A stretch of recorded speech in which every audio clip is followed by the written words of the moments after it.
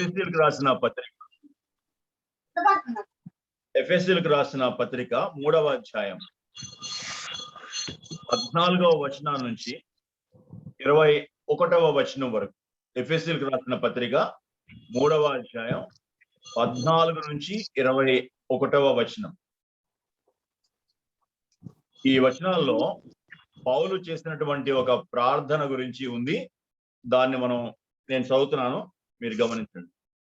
ఈ హేతువు చేత పరలోకమందును భూమి మీదను ఉన్న ప్రతి కుటుంబము ఏ తండ్రిని బట్టి కుటుంబమని పిలువబడుచున్నదో ఆ తండ్రి ఎదుట నేను మోకాళ్ళుని, మీరు అంతరంగ పురుషుని యందు శక్తి కలిగి ఆయన ఆత్మ వలన బలపరచబడినట్లుగాను, క్రీస్తు మీ హృదయములలో విశ్వాసము ద్వారా నివసించినట్లుగాను తన మహిమైశ్వర్యము చొప్పున మీకు దయచేయవలననియు, మీరు దేవుని సంపూర్ణత యందు పూర్ణులగునట్లుగా ప్రేమయందు వేరుపారి స్థిరపడి సమస్త పరిశుద్ధులతో కూడా దాని వెడల్పు పొడుగు లోతు ఎత్తు ఎంతో గ్రహించుకున్నటకును, జ్ఞానమునకు మించిన క్రీస్తు ప్రేమను తెలుసుకున్నటకును తగిన శక్తి కలవారు కావాలనని ప్రార్థించుచున్నాను. మనలో కార్యసాధకమైన తన శక్తి చొప్పున మనం అడుగువాటన్నిటికంటేను ఊహించువాటన్నిటికంటేను అత్యధికముగా చేయ శక్తి గల దేవునికి క్రీస్తు యేసు మూలముగా సంఘములో తరతరములు సదాకాలము మహిమ కలుగునుగాక. ఆమెన్.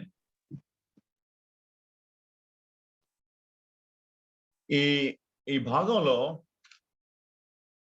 పౌలు ఎఫెసీ సంఘంలో ఉన్నటువంటి విశ్వాసుల కొరకు చేస్తున్నటువంటి ఒక ప్రార్థన, వాటి అంశాలు ఇవ్వబడ్డాయి. నేను ఇలాగ ప్రార్థన చేస్తున్నాను మీ గురించి, మీరు ఇలాగ అవ్వాలని నేను ప్రార్థన చేస్తున్నాను, ఈ అంశాల మీద నేను ప్రార్థన చేస్తున్నాను అని పౌలు ఈ వచనాల్లో చెప్తున్నారు.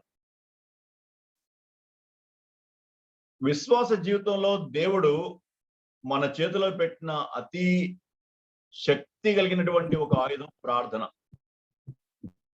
ప్రార్థన అనగానే ఒక సంగతి మనకి అర్థం కావాలి. ప్రార్థనలో మనము దేవుని అతి పరిశుద్ధుడైనటువంటి దేవుని యొక్క సన్నిధిలోనికి డైరెక్ట్ గా వెళ్ళిపోతాం.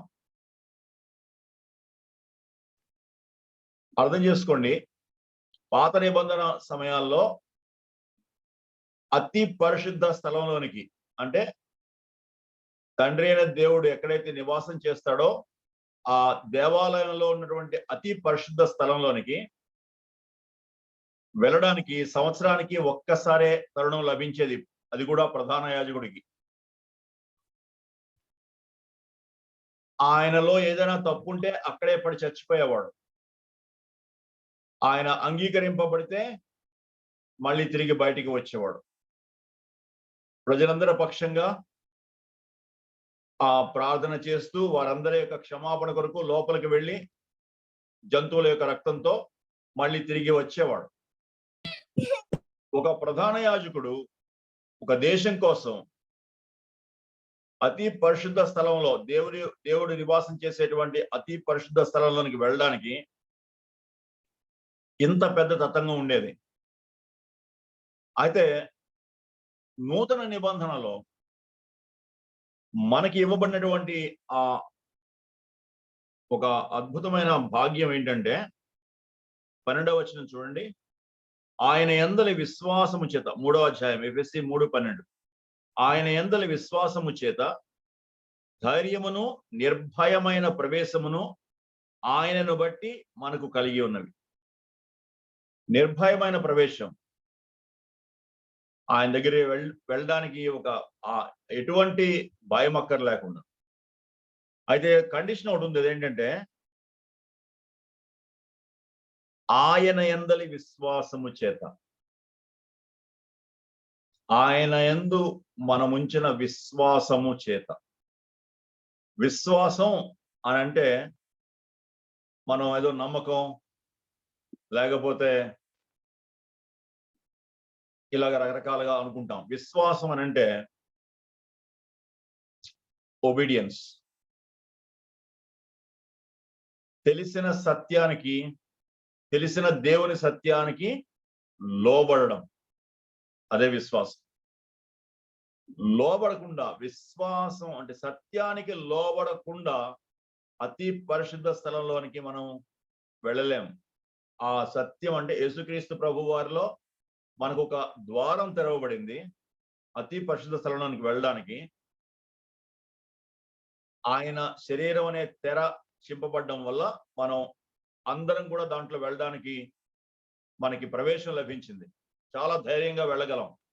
అయితే ఆ ధైర్యంగా వెళ్ళడానికి ఆధారం ఏంటంటే యేసుక్రీస్తు ప్రభు వారి యొక్క రక్తంతో కడగబడినప్పటికీ ఆ క్షణంలో ఎప్పుడైతే మనం ప్రార్థన చేస్తున్నామో ఆ సమయంలో మన మీద ఎటువంటి పాపం కూడా లేకుండా, ఎటువంటి అవిధేయత మనలో లేకుండా మనల్ని మనం శుద్ధి చేసుకుని ఆయన సన్నిధిలోనికి ప్రవేశించడానికి మనకు అవకాశం ఉంది. ఈ సత్యాన్ని పౌలు చెప్తూ వారి కొరకు నేను ప్రార్థన చేస్తున్నాను, మోకరించి ప్రార్థన చేస్తున్నాను అన్నాడు. ఆయనకు ఆ జైల్లో, రోమా చెరసాల్లో మోకరించి ప్రార్థన చేయడానికి ఎలాగా అవకాశం దొరికిందో తెలియట్లేదు. అయితే ఆయన ప్రార్థనలో 3 ప్రాముఖ్యమైనటువంటి అంశాల గురించి ప్రార్థన చేస్తున్నాడు. ఈ 3 అంశాల గురించే నేను ఇవాళ మాట్లాడాలనుకుంటున్నాను. ఈ 3 అంశాలు మనందరి జీవితానికి, మనందరి ప్రార్థన అంశాలుగా మారాలి అని నా ఆశ. చాలాసార్లు మన ప్రార్థన అంశాలు బాహ్య జీవితం గురించే ఉంటాయి. అయితే ఇక్కడ ప్రార్థన అంశాలు చాలా వేరుగా ఉన్నాయి. ఆరోగ్యం గురించి కానీ, తెగులు గురించి కానీ, సంపద గురించి కానీ, ఇంకా వేటి గురించి లేవు. చాలాసార్లు మనం పొందినటువంటి రక్షణ గురించిన సరి అయినటువంటి అవగాహన మనకు లేకపోవడం వల్ల లాఫ్టీ వ్యూ అంటాం. అంటే ఉన్నతమైనటువంటి ఆ దృక్పథం, అసలు రక్షణలో ఏమి జరిగింది, ఒక విశ్వాసికి ఏమి దొరికింది అనే సత్యం సరిగ్గా అర్థం కాకపోవడం వల్ల మన జీవిత విధానం కూడా దానివల్ల ప్రభావితం అవుతుంది. ఈ లోకంలో ఒక వ్యక్తికి జరిగేటువంటి ఒక అత్యద్భుతమైనటువంటి సూచక క్రియ ఒక వ్యక్తి జీవితంలో రక్షణ పొందడం. అంతకంటే అత్యద్భుతమైనటువంటి ఒక సంఘటన ఏ వ్యక్తి జీవితంలో కూడా జరగదు. పౌలు ఎఫెసీ పత్రిక రాస్తూ మొదటి 3 అధ్యాయాల్లో డాక్ట్రిన్, సిద్ధాంతం, సత్యం గురించి మాట్లాడాడు. తర్వాత 3 అధ్యాయాల్లో ప్రాక్టికల్ లైఫ్ గురించి మాట్లాడాడు. ఆ మొదటి 3 అధ్యాయాల్లో ఒక విశ్వాసికి యేసుక్రీస్తు ప్రభు వారిలో ఏమి దొరికింది, ఎంత భాగ్యం దొరికింది అనే విషయాన్ని గురించి ఆయన చెప్పుకుంటూ వచ్చారు. అది కానీ మనకు అర్థమైతే అప్పుడే 4, 5, 6 అధ్యాయాలు మన కోసమే, అవి మనకి సాధ్యమవుతాయనే సత్యం మనకు అర్థమవుతుంది. 1వ అధ్యాయాన్ని కానీ మనం జాగ్రత్తగా చూస్తే ఎఫెసీ పత్రిక 1వ అధ్యాయంలో అక్కడ 3వ వచనంలో ఆయన క్రీస్తునందు విషయములలో ఆత్మ సంబంధమైన ప్రతి ఆశీర్వాదము మనకు అనుగ్రహించెను పాస్ట్ టెన్స్ లో. రక్షణ పొందిన వ్యక్తి యొక్క జీవితం అంత సులభమైన జీవితం కాదు. యేసుక్రీస్తు ప్రభు వారు నన్ను వెంబడించు అన్నప్పుడు తను తాను ఉపేక్షించుకుని ప్రతిదినము తన సిలువనెత్తుకుని నన్ను వెంబడించాలి అని చెప్పినప్పుడు ఆయన ఉద్దేశం ఏంటంటే ఆయనలాగా జీవించాలి అని, తనలాగా జీవించాలి. రక్షణ పొందిన ప్రతి ఒక్కళ్ళు కూడా తనలాగే జీవించాలి. మనందరికీ కొంచెం భయం వేస్తుంది. యేసు ప్రభులాగా జీవించడానికి మనల్ని దేవుడు రక్షించుకున్నాడా? అవును. ఒకసారి చూడండి, 4-6 వచ్చి, ఎట్లనగా తన ప్రియనియందు తాను ఉచితముగా మనకు అనుగ్రహించిన తన కృపా మహిమకు కీర్తి కలిగినట్లు తన చిత్త ప్రకారం ఆయన దయా సంకల్పము చొప్పున యేసుక్రీస్తు ద్వారా తనకు కుమారులుగా స్వీకరించుటకై మనల్ని ముందుగా తన కోసం నిర్ణయించుకొని మనము తన ఎదుట పరిశుద్ధులమును నిర్దోషములో ఉండవలని జగత్తు పునాది వేయబడక మునిపే ప్రేమ చేత ఆయన క్రీస్తులో మనల్ని ఏర్పరచుకున్నాడు. విశ్వాస యొక్క ఏర్పాటు మనందరికీ తెలిసిన రీతిగా భూమి పునాదులు వేయబడక ముందే ఆయన మనసులో, దేవుని యొక్క మనసులో సంఘాన్ని గురించినటువంటి ఆ ప్రణాళిక, ఆ సంఘంలో చేర్చబడేటువంటి వారి యొక్క ప్రణాళిక, అవన్నీ కూడా ఆయన ముందుగా ఎరిగిన వాడు. ఎందుకంటే ఆయనకు భవిష్యత్ జ్ఞానం ఉంది కాబట్టి, ఎవరెవరు రక్షించబడతారో ఆయనకి ముందుగా తెలుస్తుంది కాబట్టి ఆయన వాళ్ళని ఏర్పరచుకున్నాడు అనే మాటని ఇక్కడ వాడారు. అయితే ఎందుకు దేవుడు రక్షించుకుంటున్నాడు, ఎందుకు ఏర్పాటు చేసుకున్నాడు, ఎందుకు నిర్ణయించాడు, ముందుగా ఎందుకు నిర్ణయించాడు అనే దాంట్లో అక్కడ వాళ్ళని పరలోకానికి తీసుకెళ్ళడానికి కాదు అని మాత్రం, ఆయనకి పరలోకానికి తీసుకెళ్ళడానికి అని ఎక్కడ రాయబడలే. ఒకే ఒక మాట రాయబడింది, పరిశుద్ధులు నిర్దోషులు అయి ఉండవలెనని. పరిశుద్ధులు నిర్దోషులుగా ఉండాలి అని అంటే యేసు ప్రభు వారి లాగా ఉండాలి అని, దేవుని లాగా ఉండాలి అని. పరిశుద్ధుడు నిర్దోషి ఎవరు? ఆయనే. ఆయన లాగా ఉండాలి అని జగత్తు పునాది వేయబడక ముందే ఆయన మనల్ని సో ఆయన యొక్క ఏర్పాటులో ఉండేటువంటి మూలమైనటువంటి కోరిక ఏంటంటే మనం ఆయనలాగా ఉండాలి. అసాధ్యం అనిపిస్తుంది. అయితే దేవుడు ఏది ఆయన పెట్టని దానిని ఎత్తుకునేవాడు కాదు, విత్తని దానిని కోసేవాడు కాదు. అవగాహన లేమి వల్ల మనం ఇలా అనుకుంటాం, నాకు ఎన్నో బలహీనతలు ఉన్నాయి కాబట్టి నేను అలా ఉండలేను అనుకుంటాం. దేవుడు ఒక వ్యక్తిని రక్షించినప్పుడు అతడు యేసుక్రీస్తు ప్రభు వారిలాగా జీవించడానికి కావాల్సిన ఏర్పాట్లన్నీ చేసి పెట్టాడు, ఒక్కటి కూడా వదిలిపెట్టలేదు. మనం మొదటి అధ్యాయంలో చూస్తే మనకు అర్థమవుతుంది, క్రీస్తు యేసునందు పరలోక విషయంలో ఆత్మ సంబంధమైన ప్రతి ఆశీర్వాదం ఆత్మ సంబంధమైన ప్రతి ఆశీర్వాదం, భౌతికమైనది కాదు. ఎందుకంటే మళ్ళీ ఇంకో మనం పరలోక విషయములలో, ఎందుకంటే ఒక వ్యక్తిని దేవుడు రక్షించుకున్నప్పుడు సాతాను రాజ్యంలోంచి దేవుని రాజ్యంలోకి తీసుకొచ్చాడు, పెకలించి తీసుకొచ్చాడు, బంధకాల్లోంచి విడిపించి దేవుని రాజ్య వారసునిగా చేశాడు. దేవుని రాజ్య వారసునిగా చేసినప్పుడు ఆ రాజ్యంలో జీవించడానికి, ఆయనలాగా జీవించడానికి, అంటే ఈ లోకంలో ఉంటూనే పరలోకవాసిగా జీవించడానికి ఏం కావాలో, ఏ ఏర్పాట్లు అయితే అవసరమో అవన్నీ ఆయన చేసి పెట్టాడు. ఈ లోకం ఎలాంటిదో ఆయనకు తెలుసు. ఒక వ్యక్తి ఎలాగా, ఒక విశ్వాసి ఎలాగ ఆవరించబడి ఉంటాడో పాపంతో, అనేకమైన ఎదుర్కోళ్ళు, అనేకమైనటువంటి పోరాటాలు ఎలా ఉంటాయో ఆయన తెలుసు. లోకం, శరీరం, పాప స్వభావం, సాతానుడు, ఇన్ని వ్యతిరేకతలు అతనికి ఉన్నాయని తెలిసి వాటన్నిటినీ అధిగమించడానికి కావాల్సినటువంటి అన్ని ఏర్పాట్లు చేశారు. ఆత్మ సంబంధమైన ప్రతి ఆశీర్వాదం, ఏ లోటు లేకుండా ఆత్మ సంబంధమైన ప్రతి ఆశీర్వాదం. అంత మాత్రమేనా? ఇంకా కొంచెం కిందకు వస్తే 7వ వచనంలో ఆయన రక్తం వల్ల విమోచనము, క్షమాపణ, విమోచన. మన యొక్క మనస్సు పాప స్వభావం యొక్క బంధకాల్లో ఉన్నప్పుడు ఆయన దాన్ని విడిపించాడు. ధర్మశాస్త్రానికి మనం లోను కాకుండా ధర్మశాస్త్రాన్ని ఎత్తివేశాడు. ధర్మశాస్త్ర సారం మన జీవితాల్లో నెరవేరడానికి ఆత్మదేవుని యొక్క నివాసం ఉంచాడు.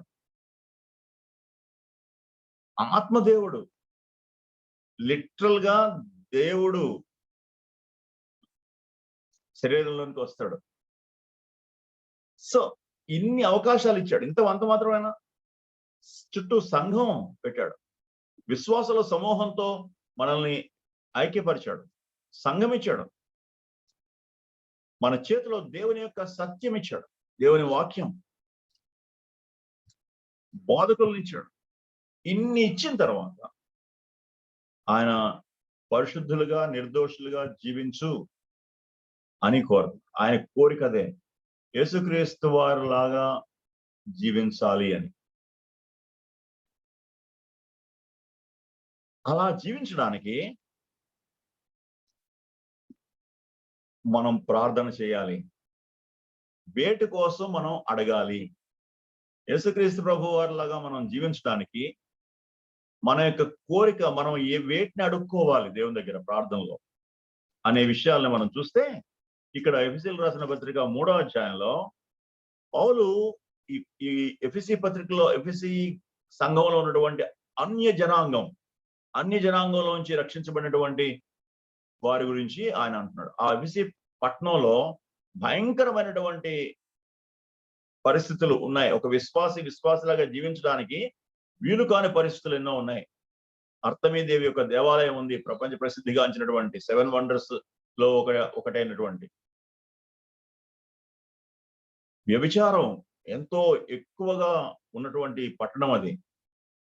ఆ టెంపుల్ ప్రాస్టిట్యూట్స్ వేలకు మంది ఉంటారు అక్కడ. సో అలాంటి భయంకరమైనటువంటి కలుషితమైనటువంటి ప్రదేశంలో ఒక విశ్వాసి దేవుని కోసం నిర్దోషిగా పరిశుద్ధుడిగా జీవించడానికి ఎలాంటి ప్రార్థన చేయాలి? దేవుని కోసం పరిశుద్ధుడిగా నిర్దోషిగా జీవించడానికే రక్షించుకున్నప్పుడు, దానికోసమే అనేకమైన ఏర్పాట్లు చేసినప్పుడు మన ప్రార్థన వేటి కోసం ఉండాలి? ఇక్కడ మొదటి అంశం చూద్దాం. మొదటి అంశం చూడండి. మీరు అంతరంగ పురుషుని యందు శక్తి కలిగి ఆయన ఆత్మ వలన బలపరచబడినట్లు. మొదటి అంశం, అంతరంగ పురుషుని యందు శక్తి కలిగి ఆయన ఆత్మ వలన బలపరచబడాలి. బాహ్య పురుషుని గురించి మాట్లాడలేదు, అంతరంగ పురుషుని గురించే మాట్లాడుతున్నాడు. శక్తి గురించి మాట్లాడుతున్నాడు, శక్తి గురించి. బలపరచబడ్డం గురించి మాట్లాడుతున్నాడు, బలం, శక్తి, బలం గురించి మాట్లాడుతున్నాడు. బలపరచబడ్డం అంటే ఎవరో బలపరుస్తున్నారు. అక్కడ ప్యాసివ్ యాక్టివ్ వాయిస్ లో లేదు, ప్యాసివ్ వాయిస్ లో ఉంది. బలపరచబడినట్లుగా అంతరంగ పురుషుని యందు శక్తి కలిగి. మన దృష్టి అంతా ఎప్పుడు కూడా ఈ బాహ్య పురుషుని మీదే ఉంటుంది, బాహ్య పురుషుని మీద ఉంటుంది. ఈ మనం జాగ్రత్తగా ఆలోచిస్తే మన యొక్క పర్సనాలిటీలో 2 భాగాలు ఉన్నాయి. ఒకటి బాహ్య పురుషుడు, ఒకటి అంతరంగ పురుషుడు. అయితే బాహ్య స్త్రీ, అంతరంగ స్త్రీ. బాహ్య వ్యక్తి, అంతరంగ వ్యక్తి. ఈ బాహ్య వ్యక్తి మన శరీరం, ప్రాణం. శరీరం ప్రాణం కలిస్తే బాహ్య వ్యక్తి అవుతాడు. ఈ లోకానికి సంబంధించిన విషయాల్ని గురించి పట్టించుకోవడానికి, ఆలోచించడానికి, మన ఉద్యోగం, మన సంసారం, మన యొక్క పని పాటలు, మన యొక్క నిర్ణయాలు, ఆశలు, కోరికలు, ఇవన్నీ. వీటిలో మన శరీరం, మన యొక్క ప్రాణం. ప్రాణంలో అతి ప్రాముఖ్యమైనది మనసు. ఇక అంతరంగ పురుషుడు అన్నప్పుడు ఆత్మ, మానవ ఆత్మ. ఈ అంతరంగ పురుషులలోనే దేవుని కార్యం జరుగుతుంది రక్షణ పొందినప్పుడు. అంతరంగ పురుషుడు అన్నట్టు అంతరంగ వ్యక్తిలోనే నూతన సృష్టి జరుగుతుంది. నూతన సృష్టి అనేది జరిగేది ఇక్కడే, దేవుని కార్యం జరిగేది ఇక్కడే. ఈ అంతరంగ వ్యక్తి గురించి చెప్తూ అంటాడు ఆయన, అంతరంగ పురుషుని యందు శక్తి కలిగి. దీనికి శక్తి కలిగినట్లుగా ఉండాలి మీరు. అంతరంగ పురుషుల్లో శక్తి కలిగి. ఆయన బాహ్య పురుషుల గురించి మాట్లాడలేదు, దేవుడు చూసుకుంటాడు. మనం కూడా కొంత జాగ్రత్త వహించాల్సిందే. అయితే అంతరంగ పురుషుని గురించినటువంటి జాగ్రత్త ఎంత ఉంది. బయటికి వెళ్తే కరోనా వస్తుందని ఎన్నిసార్లు కడుక్కుంటున్నామో. కరోనా ముక్కులోకి వెళ్ళిపోతుందని, నోట్లోకి వెళ్ళిపోతుందని మాస్క్ మీద మాస్క్ వేసుకుంటున్నాం. ఎన్ని జాగ్రత్తలు తీసుకుంటున్నాం బాహ్య పురుషుని యొక్క ప్రొటెక్షన్ కోసం. ఇక్కడ అంతరంగ పురుషులలో శక్తి కలిగి, బాహ్య పురుషుడు ఎక్కడ కరోనాతో ఓడిపోతాడో, లేకపోతే కరోనాతోటి జయించబడతాడో అని ఎన్నెన్నో ప్రొటెక్షన్ తీసుకుంటాం. అంతరంగ పురుషుని గురించి ఎంత ఆలోచించాం, ఎన్నిసార్లు కడుక్కున్నాం, ఎన్నిసార్లు అడ్డు పెట్టుకున్నాం, కళ్ళకి, నోటికి, ముక్కుకి, కళ్ళకి, నాలుగుకి, చెవులకి, మనసుకి ఎన్ని అడ్లు పెట్టుకున్నాం, ఎంత నిరోధక ఏర్పాట్లు చేస్తున్నాం. అంతరంగ పురుషుని గురించినటువంటి జాగ్రత్త ఎంత తీసుకున్నాం. మనం అంతరంగ పురుషుని యొక్క శక్తి పొందడానికి మన ఆరోగ్య, మన తినే తిండి కానీ, మన చదువు కానీ, మన యొక్క వాతావరణం కానీ, లేకపోతే మనం చేసేటువంటి ఏ విషయం కూడా అంతరంగ వ్యక్తిలో ఆరోగ్యాన్ని తీసుకుని రాదు, శక్తిని తీసుకుని రాదు. అంతరంగ పురుషుల్లో శక్తి లేకపోతే పరలోక సంబంధమైన జీవితాన్ని జీవించలేము. యేసు ప్రభువు వారి లాంటి రూపం రాదు. అంతరంగ పురుషుల్లో శక్తి ఎలా వస్తుంది? అది మానవాతీతమైనటువంటి శక్తి. ఇది అంతరంగ పురుషునికి సంబంధించిన శక్తి. ఈ అంతరంగ పురుషుడు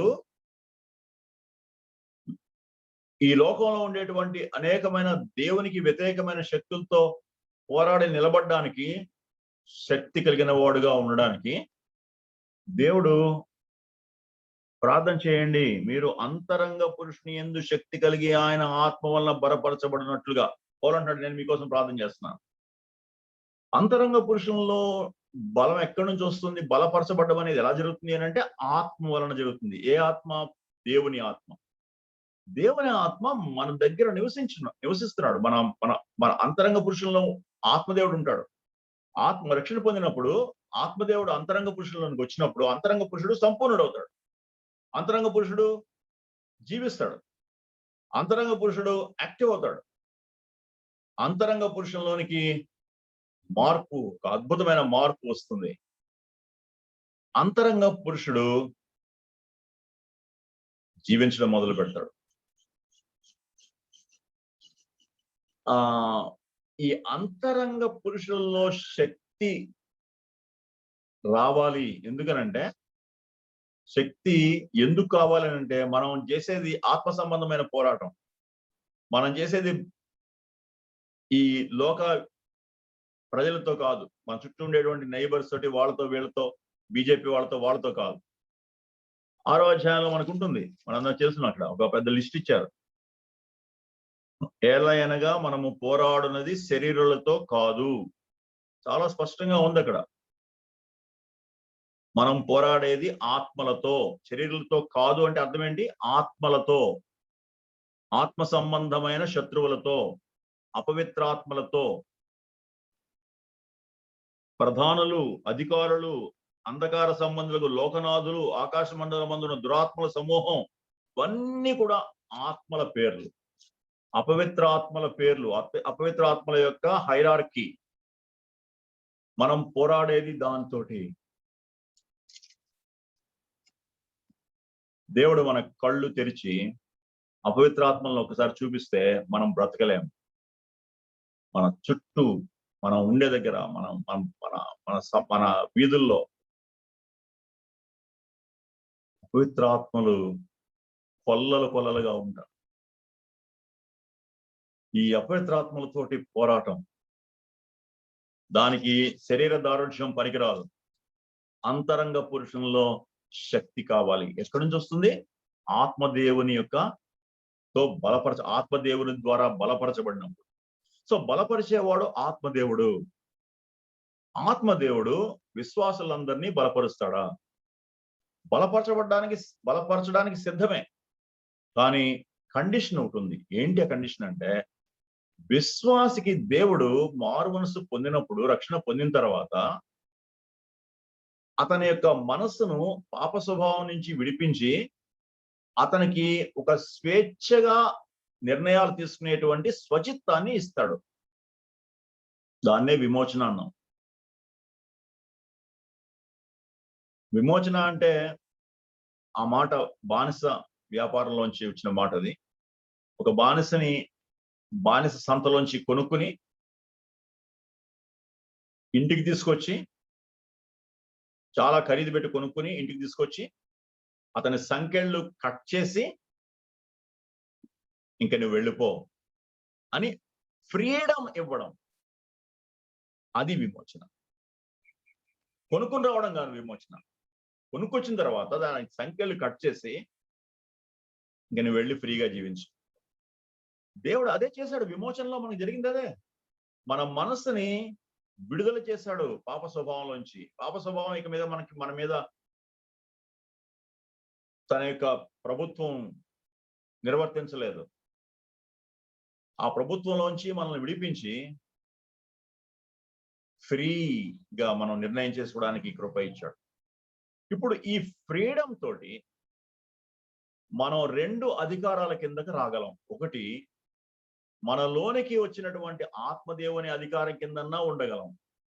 లేదు కాదు అని చెప్పి తిరిగి మళ్ళీ మన పాప స్వభావం యొక్క అధికారం కిందకన్నా వెళ్ళిపోతాం. 2 అధికారాలు.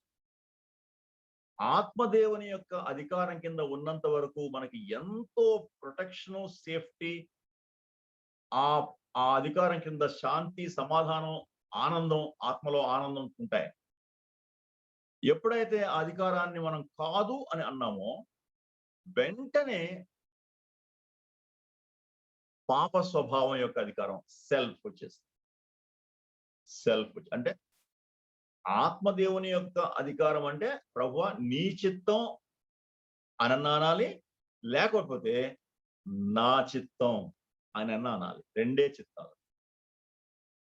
ప్రభువా నీ చిత్తం లేకపోతే నా చిత్తం. ప్రభువా నీ అధికారం లేకపోతే పాప స్వభావం అధికారం. 2 అధికారాల కింద ఉంటాం ఎప్పుడైనా. అట్ ఏ పర్టికులర్ పాయింట్ మనం ఏదైనా ఒక అధికారం కిందే ఉంటాం. ఆత్మదేవుని అధికారం కింద ఉంటాం, లేకపోతే పాప స్వభావం యొక్క అధికారం కింద ఉంటాం. ఆత్మదేవుని యొక్క అధికారం కింద ఉన్నప్పుడు మాత్రమే ఆత్మ చేత బలపరచబడడం జరుగుతుంది. ఆత్మదేవుని యొక్క అధికారం కింద విశ్వాసి ఉన్నప్పుడు దానిని దేవునితో సహవాసం చేయడం అని దేవుని గ్రంథం చెప్తుంది. దేవునితో సంబంధం అనేది రక్షణలో జరుగుతుంది. ఒక్కసారే జీవితంలో ఒక్కసారే అది ప్రారంభమవుతుంది. దాన్ని సంబంధం అన్నారు. సంబంధం ఎప్పుడూ తెగిపోదు. అయితే సహవాసం అనేది ఆత్మదేవుని యొక్క అధికారం కింద ఉన్నప్పుడే అనుభవించగలం. దేవునితో సహవాసం లేకపోతే అనుభవించలేం. గంటల కొద్దీ ప్రార్థన చేసినా, గంటల కొద్దీ దేవుని వాక్యం చదివినా ఆత్మదేవుని యొక్క అధికారం కింద టోటల్ గా సరెండర్ కాకపోతే సహవాసం లేనిట్లే. ఆత్మదేవునితో సహవాసం లేనట్లే. ఆత్మదేవుని యొక్క అధికారం కింద ఉన్నప్పుడే ఆత్మదేవునితో సహవాసం. ఆత్మదేవునితో సహవాసంలో ఉన్నప్పుడే ఆత్మదేవునితో బలపరచబడ్డాం. ఆత్మదేవునితో బలపరచబడుతున్నప్పుడే ఆత్మఫలం. ఆత్మఫలం. అందుకనే పౌలు ఆ మాటలు రాస్తున్నాడు. ఆత్మ వలన బలపరచబడినట్లుగా. ఎంత బలపరుస్తాడు? ఎంతైనా బలపరుస్తాడు. ఏ శోధనైనా కూడా జయించడానికి బలపరుస్తాడు. ఎలాంటి పరిస్థితినైనా అధిగమించడానికి బలపరుస్తాడు. ఆత్మదేవుని యొక్క బలపరచబడడం అనేటువంటి కార్యం అలా ఉంటుంది. 2వ మాటకొద్దాం. క్రీస్తు మీ హృదయములలో 15వ వచనం, 15-16 కలిసి ఉన్నాయి. క్రీస్తు మీ హృదయములలో విశ్వాసము ద్వారా నివసించునట్లుగాను. క్రీస్తు మీ హృదయములలో విశ్వాసము ద్వారా నివసించునట్లుగాను. చాలాసార్లు ఇందులో ఏముంది? ఇందులో ఇది కూడా ఒక ప్రార్థనా అంశమేనా? యేసుప్రభు వారిని అంగీకరించినప్పుడు యేసుప్రభు వారు మన హృదయాలు నివసిస్తాడు కదా. మరి పౌలు ఎందుకు ప్రత్యేకంగా దానికోసం ప్రార్థన చేస్తున్నాడు? క్రీస్తు మీ హృదయములలో విశ్వాసము ద్వారా నివసించునట్లుగాను. అయితే అక్కడ వాడబడినటువంటి గ్రీకు పదాల మూల పదాల గురించి మనం ఆలోచిస్తే మనకు సరి అయినటువంటి అర్థం వస్తుంది. నివసించునట్లు, ఉండునట్లు అనలేదు అక్కడ, నివసించునట్లు. మనలోనికి వచ్చిన పరిశుద్ధాత్మ దేవుని గురించినటువంటి ఉనికి మనకి చాలా మందికి తెలియదు. ఒకే బాడీలో ఇద్దరు వ్యక్తులు జీవిస్తున్నారు అనే అవగాహన మనకి రావాలి. నేను, దేవుడు. అందుకనే ఈ దేహం దేవునికి ఆలయం. నేనుంటాను, నాతో కూడా దేవుడు కూడా ఉంటాడు. ఎంత దగ్గరగా జీవిస్తాడు అని అంటే మనతోటి ఇలా గుండె మీద చేయి పెట్టుకుంటే ఆయన తాకుతున్నాం. ఎలాంటి కృప ఇచ్చాడు ఒక విశ్వాసికి దేవుడు.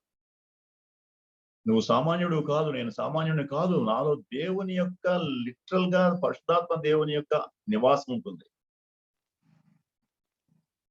చాలాసార్లు మనలో ఆయన యొక్క నివాసం ఎడతెగకుండా ఉంటుంది అనే సత్యాన్ని మన మనసుకు తోచదు. సాతానుడు అలాగా మనం ఆలోచించకుండా చేస్తాడు. 2 కొరింథీ పత్రిక 6:18, 1 కొరింథీ పత్రిక 6:19 ప్రకారంగా మీరు పరిశుద్ధాత్మకు ఆలయమై ఉన్నారని మీరు ఎరుగరా? చాలా మందికి తెలియదు, ఎరుగరు, విశ్వాసులే. ప్రార్థన చేసుకునేటప్పుడే పరిశుద్ధాత్మ దేవుడు ఉంటాడు, గుడికి వెళ్తున్నప్పుడే పరిశుద్ధాత్మ దేవుడు ఉంటాడు అనుకుంటారు చాలా మంది. ఎందుకంటే వాళ్ళ యొక్క బిహేవియర్ చూస్తే అలాగే ఉంటుంది. ప్రార్థన చేసేటప్పుడు అమ్మో జాగ్రత్తగా ముసుగులు వేసుకుని, లేకపోతే చాలా భయభక్తులతో ఉన్నట్లుగా ఉండడం, తగ్గినప్పుడు మామూలుగా ఉండడం. గుళ్ళో దేవుడు ఉన్నాడు అనుకుంటారు చాలా మంది. గుళ్ళో ఎందుకుంటాడు దేవుడు? మనం వెళ్ళే చర్చెస్ లో దేవుడు ఉన్నాడు, మనుషుల దేహాల్లో ఉంటాడు. మనందరితో పాటే వస్తాడు, మనందరితో పాటే మళ్ళీ బయటికి వెళ్ళిపోతాడు. చర్చ అయిపోయిన తర్వాత దేవుడు అక్కడ ఉండడు. చాలా మంది చర్చిలో ప్రార్థన చేసుకుంటారు, ఏదో కొంచెం ప్రశాంతంగా ఉంటుందని. దేవుడు అక్కడ ఉండడు. దేవుడు మనం ఎక్కడ మోకరిస్తే అక్కడే ఉంటాడు, ఎక్కడ ప్రార్థన చేస్తే అక్కడే ఉంటాడు. ఎందుకంటే మనతో పాటే ఉంటాడు ఆయన. రెండవది, మీరు క్రీస్తు మీ హృదయంలో విశ్వాసం ద్వారా నివసించినట్లుగా. అంటే అర్థం, నివసించడం అంటే అక్కడ వాడబడిన పదం ఏంటంటే స్వేచ్ఛగా, సుఖంగా, కంఫర్టబుల్ గా ఉండడం. యేసుక్రీస్తు ప్రభు వారు మన హృదయాల్లో 2 రకాలుగా ఉండొచ్చు. ఒకటి, ఆత్మదేవుడు 2 రకాలుగా ఉండొచ్చు. ఒకటి ఎంతో కంఫర్టబుల్ గా, ఎంతో సంతోషంగా మన హృదయాల్లో ఉండగలడు. అదే సందర్భంలో 4వ అధ్యాయం ఎఫెసీ పత్రిక 4:30, దేవుని పరిశుద్ధాత్మను దుఃఖపరచుకుడి. దుఃఖంతో నివాసం చేయగలడు. 2 రకాలుగా నివాసం చేయగలడు. ఒకటి, దుఃఖంతో నివాసం చేయగలడు. 2, సంతోషంగా, ఎంతో సౌఖ్యంగా, ఎంతో స్వేచ్ఛగా. ఎట్ హోమ్ అనే మాట వాడారు అక్కడ. ఎట్ హోమ్ అంటే ఆయన ఎంతో స్వేచ్ఛగా మన జీవితాల్లో ఉండేటువంటి అన్ని ఏరియాస్ లో ఆయన తన యొక్క అధికారాన్ని కలిగి ఉండడం. నీ జీవితం, నా జీవితంలో యేసుక్రీస్తు ప్రభు వారు ఎలా నివాసం చేస్తున్నారు? యేసుక్రీస్తు ప్రభు వారి యొక్క ఆత్మ, పరిశుద్ధాత్మ దేవుడు ఎలా నివాసం చేస్తున్నారు? సంతోషంగా ఉన్నాడా, లేకపోతే దుఃఖంతో ఉన్నాడా? పౌలు తన జీవితంలో ఉండేటువంటి ఒక ఆశను ఈ విధంగా చెప్తున్నాడు. చూడండి, 5వ అధ్యాయం 2 కొరింథీ పత్రిక 5:9. 2 కొరింథీ 5:9. కావున దేహమందున్నను దేహము విడిచినను ఆయనకు ఇష్టలమై ఉండవలనని మిగులు అపేక్షించున్నాం. ఇది నా యొక్క జీవితం యొక్క ఆశ. నేను బ్రతికినా చచ్చినా ఆయనకి ఇష్టలుగా ఉండగలను. ఆయనకి సంతోష పెట్టేటువంటి జీవితం జీవిస్తాను. ఆయన్ని దుఃఖ పెట్టను. ఆయనకి ఇష్టంగా బ్రతుకుతాను. దేహం అందున్నా దేహం లేకపోయినా, నాకు అన్నం ఉన్నా లేకపోయినా, నాకు నీడ ఉన్నా లేకపోయినా, నాకు హింసించబడినా లేకపోతే సంతోషంగా ఉన్నా, నేను ఎలా ఉన్నా పర్లేదు, నాలో ఉన్న ప్రభువుని నేను దుఃఖ పెట్టను, ఇది నా జీవిత ధ్యేయం అన్నాడు ఆయన. నీ జీవితంలో నా జీవితంలో ప్రభు యొక్క, అందుకనే పౌలు అంటున్నాడు ప్రార్థన చేయమన్నాడు. మన ప్రార్థనలో ఉన్న ప్రభువా నేను ఎక్కడే మిమ్మల్ని దుఃఖ పెట్టానేమో, ఈ రోజు మిమ్మల్ని ఎక్కడైనా దుఃఖ పెట్టానేమో ప్రభువా అలా చేయకుండా చేయండి. నేను మిమ్మల్ని దుఃఖ పెట్టకూడదు, నేను దుఃఖపడినా పర్లేదు, మీరు మాత్రం దుఃఖపడకూడదు. మీరు సంతోషంగా ఉండాలి, లోపల మీరు సుఖంగా ఉండాలి, కంఫర్టబుల్ గా ఉండాలి. నాలో మీకు వ్యతిరేకమైనది ఏది ఉండడానికి వీల్లేదు. అలాంటిది ఏమైనా ఉంటే నాకు జ్ఞాపకం చేయండి, నేను దాన్ని తీసేసుకుంటాను. మీకు కష్టం కలిగించేది ఏది కూడా ఉండడానికి వీల్లేదు.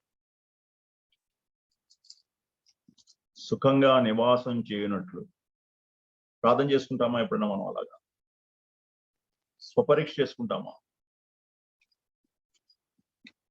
ప్రార్థన చేసుకోవాలి అన్నాడు ఆయన. అందుకనే క్రీస్తు మీ హృదయములలో విశ్వాసం ద్వారా నివసించినట్లుగాను. మన యొక్క హృదయంలో ఒక ఎన్నెన్నో కోరికలు, ఫీలింగ్స్, ఎఫెక్షన్స్, ప్యాషన్స్, ఇంపల్సెస్, ఇలాంటివన్నీ ఉంటాయి.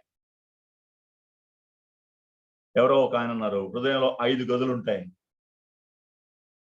రూమ్ ఆఫ్ థాట్స్, ఆలోచన తలంపుల గది.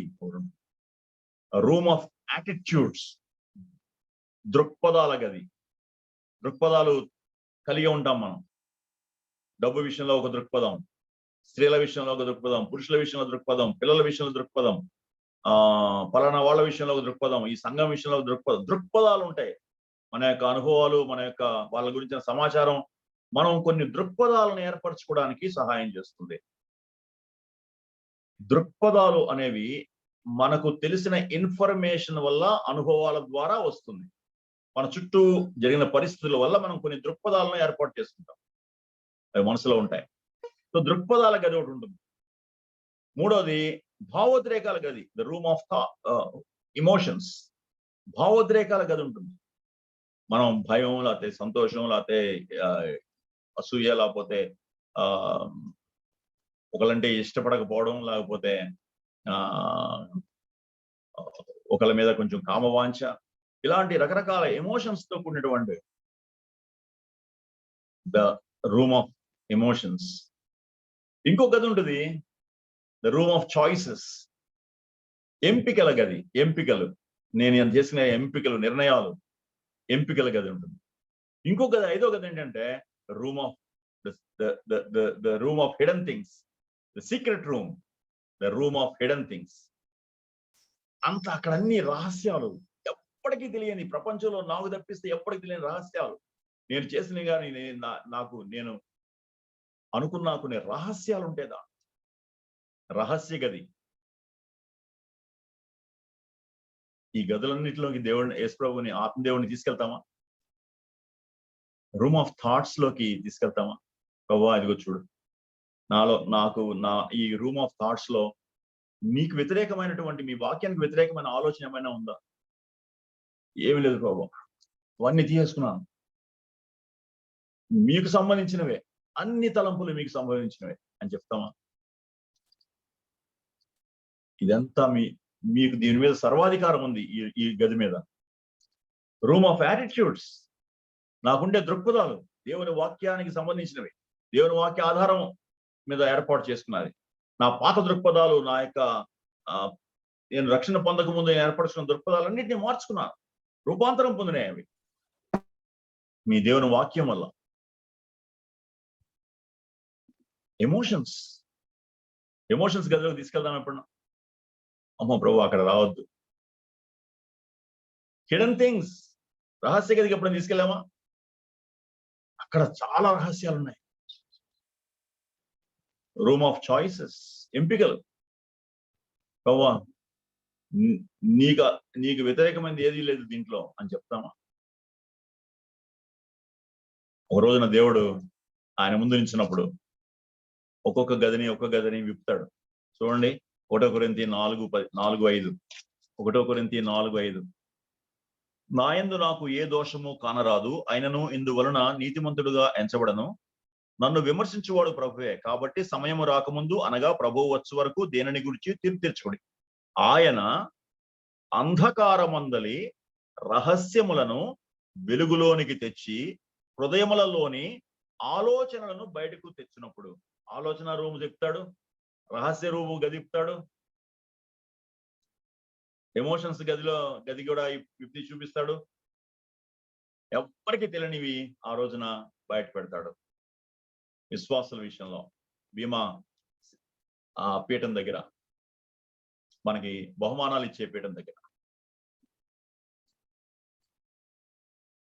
అందుకనే పౌలు అంటున్నాడు, ఆయన సుఖంగా నివసించాలంటే ఇవన్నీ, ఈ తాళాల గుర్తంతా ఆయన చేతిలో పెట్టేసాయి. ప్రభువా, ఈ తాళాలు ఇప్పుడు నా దగ్గర ఉన్నాయి, ప్రభువా తీసుకో ప్రభువా, వీటిని తీసుకొని నీకు ఇష్టం కాని అన్నిటినీ తీసేసాయి. ప్రభువా నేను యాక్సెప్ట్ చేస్తాను. నీకు ఇష్టం కాని సంబంధాలని కట్ చేసి పరిస్థితి, నీకు ఇష్టం కానటువంటి ఆలోచనల్ని తీసేసే ప్రభు, నీకు ఇష్టం కానటువంటి ఎమోషన్స్ ని లాగేసే బయట. ప్రభువా నేను ఒప్పుకుంటున్నాను, తీసివేసుకుంటాను అని ఇప్పుడే పౌలు అందుకనే ఆ మాటలు రాస్తున్నాడు. ఆయన మన హృదయంలో, మీరు క్రీస్తు మీ హృదయములలో విశ్వాసం ద్వారా నివసించను. విశ్వాసం ద్వారా అనే మాట ఉంది. ఎలా సాధ్యం అవుతుంది? దేవుని వాక్యానికి విధేయత చూపించడం అంటే విశ్వాసం అంటే అదే.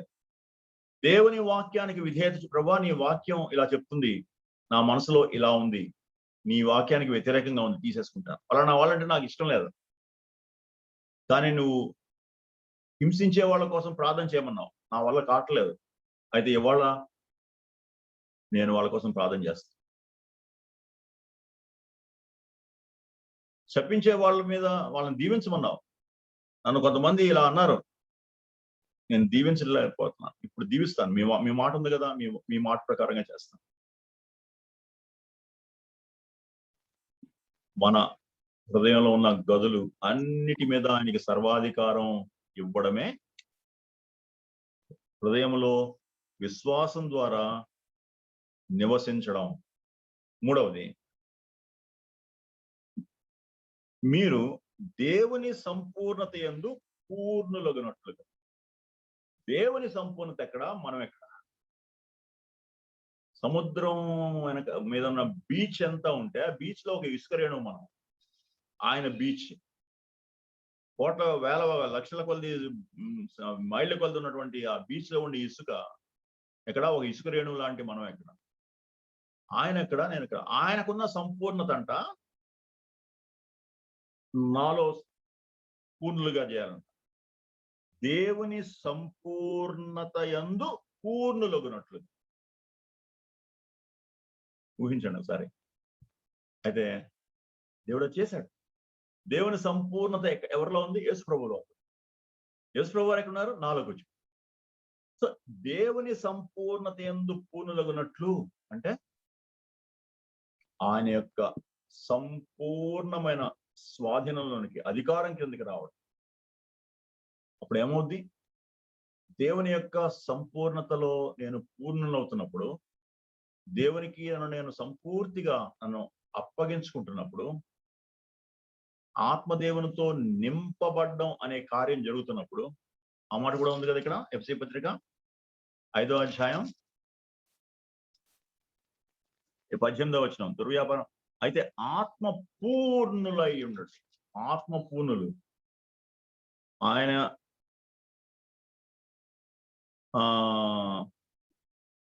దేవుని సంపూర్ణత యందు పూర్ణులగినట్లుగా, ఆత్మతో పూర్ణులగినట్లు. ఆత్మతో పూర్ణులవ్వడం, సంపూర్తిగా నింపబడడం అంటే, నింపబడడం అనే మాటకు అర్థం కంట్రోల్ చేయబడ్డం. నింపబడ్డం అంటే కంట్రోల్ చేయబడ్డం. ఒరిజినల్ మాటలో కూడా అదే గ్రీక్ పదంలో కూడా అదే అర్థం వస్తుంది, కంట్రోల్ చేయబడ్డం. ఆత్మతో నింపబడకపోవడం పాపం, సిన్ ఆఫ్ ఒమిషన్ అంటారు. ఆత్మతో నింపబడు అని దేవుని వాక్యం ఉంటే నేను నింపబడకపోతే అది పాపం, దేవుని వాక్యానికి విరోధం. మద్యంతో నింపబడవద్దు అని అంటే మద్యంతో నింపబడడం పాపం. ఆత్మతో నింపబడు అంటే అది చెయ్యకపోతే పాపం. చెయ్యవలసినవి చెయ్యకపోయినా పాపమే, చెయ్యకూడనివి చేసినా పాపం. Since of omission, since of commission. ఎంత పాపం చేస్తాం? ప్రేమించవలసినంతగా ప్రేమించకపోయినా పాపమే, ద్వేషించడం కూడా పాపం. ఆత్మతో నింపబడడం, ఆత్మదేవుని యొక్క స్వాధీనం కిందకి రావడం, ఆత్మదేవంతో పూర్ణులుగా నింపబడి సంపూర్ణతలోనికి రావడం, ఆత్మదేవుని యొక్క తో నింపబడడం. ఏమవుతుంది అప్పుడు? ఆత్మదేవంతో నింపబడుతున్నప్పుడు, ఆత్మదేవుని యొక్క సంపూర్ణ అధికారం కిందకు వస్తున్నప్పుడు, ఆత్మదేవుడు నాలోంచి తన ఫలాన్ని తీసుకొస్తాడు బయట. తన ఫలం, ఆత్మదేవుని ఫలం అంటే గలతీ 5:22, ప్రేమ, సంతోషం, సమాధానం, ఎక్సెట్రా ఎక్సెట్రా. 9. ఆత్మదేవునితో నింపబడినప్పుడు ఆత్మ ఫలం వస్తుంది. ఆత్మదేవుని యొక్క అధికారం కింద లేనప్పుడు పాప స్వభావంతో నింపబడతాం. అప్పుడు పాప స్వభావం యొక్క ఫలం వస్తుంది. పాప స్వభావం యొక్క ఫలం ఎలా ఉంటుంది? గలతీ 5:21, 20 నుంచి. ఇంకా ముందు 19 నుంచి. శరీర కార్యములు స్పష్టమై ఉన్నవి. ఏమనగా జారత్వము, అపవిత్రత, కాముకత్వము, విగ్రహారాధన, అభిచారము, ద్వేషములు, కలహములు, మత్సరములు, క్రోధములు, కక్షలు, భేదములు, విమతములు, అసూయలు, మత్తతలు, అలరితో కూడిన ఆటపాటలు మొదలైనవి. ఇంకా ఉంది లిస్టు చాలా. అయితే ఆత్మఫలం ఎలా ఉందంటే ప్రేమ, సంతోషము, సమాధానము, దీర్ఘశాంతము, దయాళుత్వం, మంచితనము, విశ్వాసము, సాత్వికము, ఆశానిగ్రహము. Full stop. 9 లక్షణాలు. దీన్నే యేసుక్రీస్తు వారి యొక్క స్వరూపం అంటాం. యేసుక్రీస్తు వారి యొక్క స్వరూపం, యేసుక్రీస్తు వారి యొక్క లక్షణాలు, యేసుక్రీస్తు వారి యొక్క క్యారెక్టర్ ఆత్మదేవుని యొక్క నింపుదలలో మాత్రమే ఒక విశ్వాసి చూపించగలడు. అదే ప్రభు చెప్పింది. వాళ్ళు పరిశుద్ధులు, నిందారితులు, నిర్దోషులుగా ఉండాలని జగత్తు పునాది వేయబడక ముందే మనల్ని ఏర్పరచుకుని నిర్ణయించాడు. జగత్తు పునాది దగ్గర నుంచి మనం నిర్దోషులు, నిందారితులుగా ఉండాలని చూడడానికి ఎదురు చూస్తున్నాడు. అయితే మనం అలాగా ఆయనకి ఆత్మఫలం ఇవ్వలేదు. యెషయా 5వ అధ్యాయంలో చూసినట్లు కారు ద్రాక్షలు కాసినాయి. మంచి ద్రాక్ష చెట్టు చూసి ఆయన ద్రాక్ష పళ్ళ కోసం ఎదురు చూస్తున్నప్పుడు కారు ద్రాక్షలు కాసినాయి. కారు ద్రాక్షలు అంటే చూడడానికి మామూలు ద్రాక్షలాగానే ఉంటాయి. అది రుచి చూసినప్పుడే తెలుస్తుంది చేదని. రుచి చూడకుండా బయట నుంచి చూస్తే అలాగే మంచిగా ఉంటాయి. చాలాసార్లు మన జీవితాల్లో బయట నుంచి చూసే వాళ్ళకి ఎంతో మంచిగా ఉన్నాయి. చక్కగా దేవుని వాక్యం వింటాడు, అబ్బో చక్కగా గుడికి వెళ్తా ఉంటాడు, అయ్యో ఎంతో మంచిగా పాటలు పాడుతూ ఉంటుంది, ఎంతో బైబిల్ ప్రార్థన చాలా చేస్తూ ఉంటాడు. ఆత్మదేవునితో నింపబడకుండా చేసిన ఏ క్రియ అయినా అది శరీర కార్యం, దేవుడు అంగీకరించే కార్యం కాదు. ఆత్మదేవునితో నింపబడడం అనేటువంటి అద్భుతమైనటువంటి ఒక ప్రక్రియ మాత్రమే మనలోంచి ఆత్మ ఫలాన్ని తీసుకొస్తుంది. అదే సహవాసం అన్న, దేవునితో సహవాసం చేయడం. ఆ సహవాసంలోంచే ఫలం వస్తుంది. చాలా మంది మీ సహవాసం లేకుండానే మనకు సంబంధం ఉంది కాబట్టి ఆ సంబంధం మీదే బ్రతుకుతుంటాం. పరలోకానికి వెళ్తాం తప్పకుండా, ఓకే. ఫలం లేకుండా వెళ్తే జీతం రాదు. జీతం ఫలం మీద ఆధారపడి ఉంటుంది. అందుకనే ప్రార్థన చేయమని నేను ప్రార్థన చేస్తున్నాను అని ఆయన ఈ 3 అంశాలని చెప్పాడు.